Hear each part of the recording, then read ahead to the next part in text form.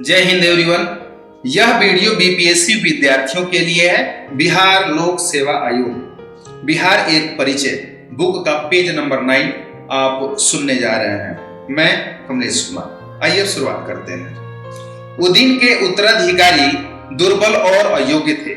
महावंश के अनुसार ये सभी पितृहंता भी थे, अतः उनसे तंग आकर प्रजा ने उनकी सत्ता का अंत कर दिया।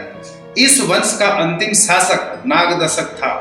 अगले शासक शिशुनाग द्वारा मगध की राजधानी वैशाली में स्थापित की गई। उसने मगध की सीमाओं का और अधिक विस्तार किया। उसकी सर्वश्रेष्ठ सफलता अवंती के राज्य पर विजय थी। इसी के साथ इन दोनों राज्यों के मध्य लगभग 1 शताब्दी पुरानी प्रतिद्वंदिता समाप्त हुई। पुराणों के अनुसार प्रदोत वंश की सेना नष्ट हुई और अवंती का क्षेत्र मगध साम्राज्य में शामिल हो गया। शिशुनाग ने वत्स और कौशल के राज्यों पर भी विजय प्राप्त की। उसके उत्तराधिकारी काला शोक के अधीन वैशाली में द्वितीय बौद्ध संगति का आयोजन हुआ, लेकिन काला शोक का शासन अल्पकालीन रहा था। तत्पश्चात महापद्मनंद ने सत्ता पर अधिकार कर लिया। महापद्मनंद को निम्न मूल का कहा जाता है, मगर वह एक महान विजेता और योग्य शासक था। मौर्यों के उत्कर्ष के पूर्व मगध साम्राज्य की सीमाओं का सर्वाधिक विस्तार उसी ने किया। उसने एकारट की उपाधि धारण की, कलिंग पर विजय प्राप्त की, कौशल में विद्रोह का दमन कर उस पर अपना नियंत्रण सुदृढ़ किया और संभवतः उत्तरी कर्नाटक तक साम्राज्य विस्तार किया। उसका अंतिम वंशज धनानंद था, जिसके शासनकाल में सिकंदर का भारत पर आक्रमण हुआ। नंद साम्राज्य उस समय शक्तिशाली अवस्था में था। कहा जाता है कि नंद वंश के सैन्य बल, विशेषकर हस्ती सेना के कारण ही सिकंदर के सैनिकों ने व्यास नदी का तट पार करने से इनकार कर दिया और सिकंदर का भारतीय अभियान अधूरा ही रहा। धनानंद एक अत्याचारी शासक था और प्रजा में अलोकप्रिय।